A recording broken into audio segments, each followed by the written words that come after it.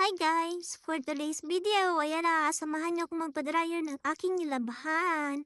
Ayan nga, at dalawang basket nga yung pinadryer ko, so hindi nga ako pwede magsampay sa labas dahil uso ngayon ang allergy guys during spring season or pollen allergy or cotton shock. Kaya naman, pinadryer ko na lang yung aking mga nilabhan. So anyway, pwede mo rin siyang labhan na sa bahay tapos ipapadryer na lang. Kung tamad ka naman maglaba, pwede mong dalhin dyan, maghuhulog ka lang ng coins.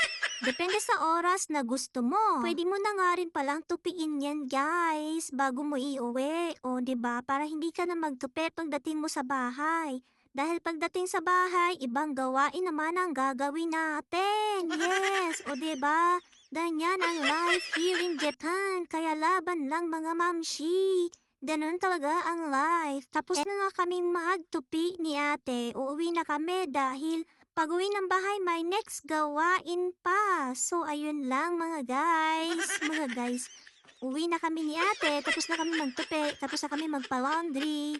Anyways, 40 minutes nga lang pala yung pinalaundry ko, 'di ba? Pero may hindi pa siya natuyo. Pero carry lang kasi pwede na.